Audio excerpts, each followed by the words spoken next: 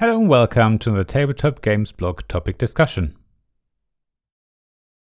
Games as Lingua Franca. How board games can overcome language barriers.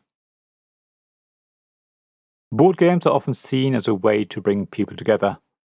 They're social activity, even for solo gamers. When we sit down to play, we fall into familiar rhythms of turns, actions, and mechanisms. We don't even need to share the same language. Playing board games is a time when gestures, shared goals, and the actions within the magic circle of the game itself act as a way for us to communicate.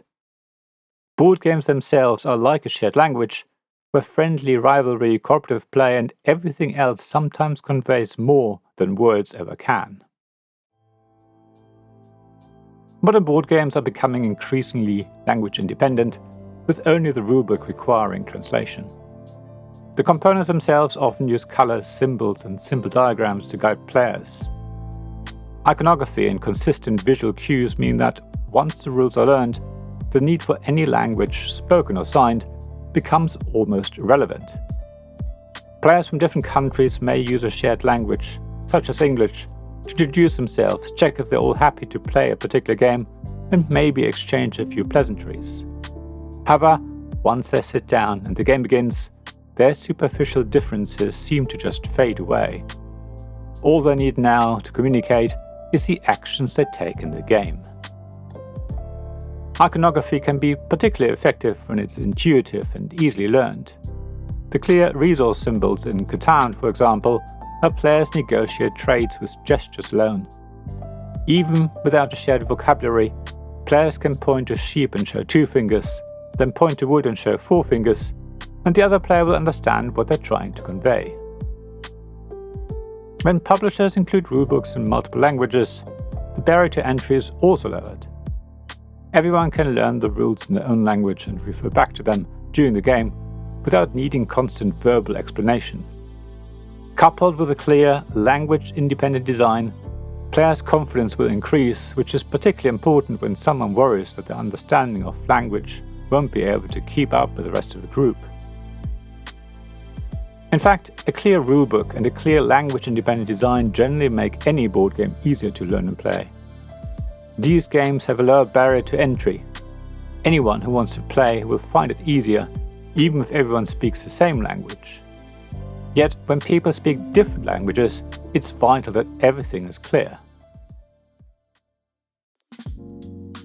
There's something else that turns board games into sort of language of their own. Once a game begins, the day-to-day usually fades away, and the group enters the magic circle of play.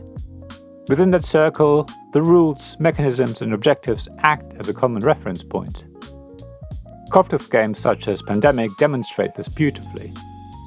Players must work together to contain outbreaks, discover cures, and plan efficient responses to crises. Even when players do not share the same language, because all of the information is public, they can show each other cards and point at the board to indicate what they're planning to do. Cooperative games are possibly one of the best environments for those learning a second language. They're a safe space where mistakes might be frustrating, but in reality they don't carry any serious consequences. The shared objective makes even seemingly small interactions meaningful, because everyone wants the team to succeed. The game becomes the language, or at least the setting in which communication can take shape. In my experience, the shared goal can also help reduce anxiety. When everyone is focused on a common goal, no one is judging anyone else, at least if the group doesn't contain an alpha gamer who wants to boss everyone around, of course. The focus is on solving the puzzle of the game, not on grammar or pronunciation.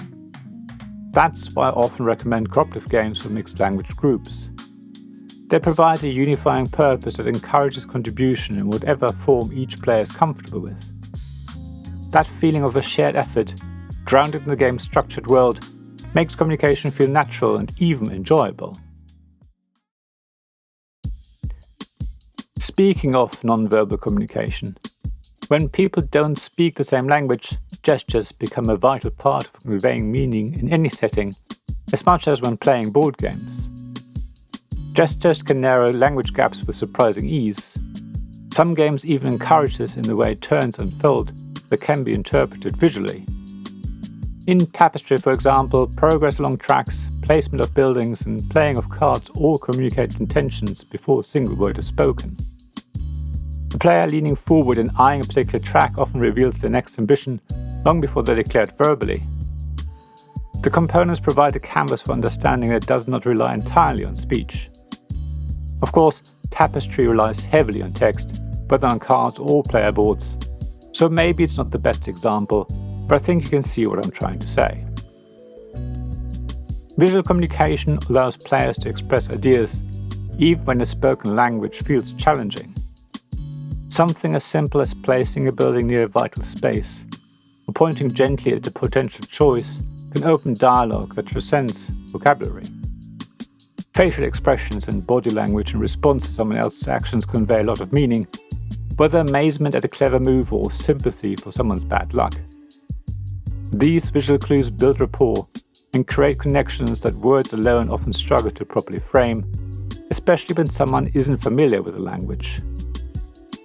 Also, over time, players might pick up repeated phrases or begin to use small pieces of vocabulary that relate directly to the shared experience.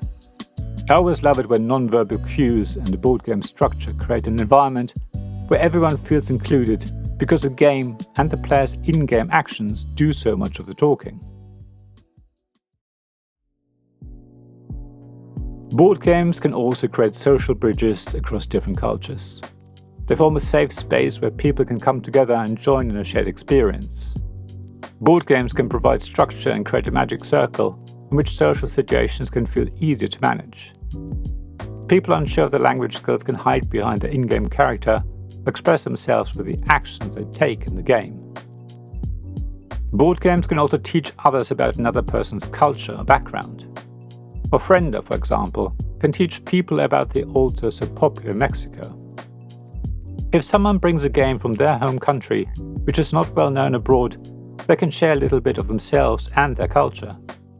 Even a traditional trick-taking game can allow players to learn about each other's backgrounds. Of course, cultural backgrounds often influence how people approach games. Usually, diversity enriches the board game experience.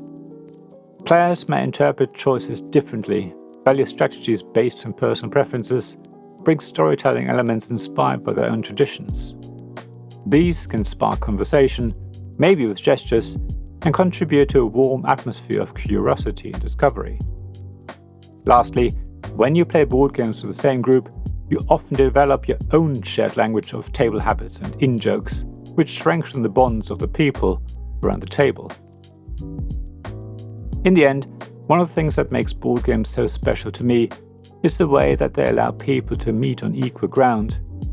When language fades into the background and connection becomes the priority, the table becomes a place of genuine human interaction. Board games can show us that communication is more than just words. It is a shared purpose and the willingness to meet others where they are.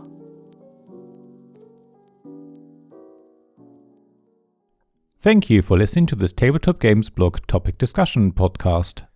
Please check the description below for links mentioned in this episode, as well as to the written version of this article on the blog.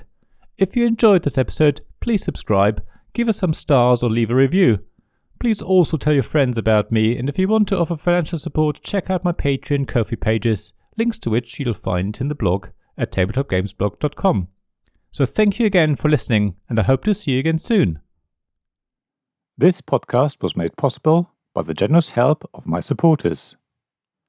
Royal Patron Sean Newman, Magic Champion John Risley, Castle Guards David Miller and James Naylor, Dice Masters Alex Bardi, Paul Grogan and Robin Kay, and Shining Lights Jacob Davis, Gavin Jones and Richard Simpson.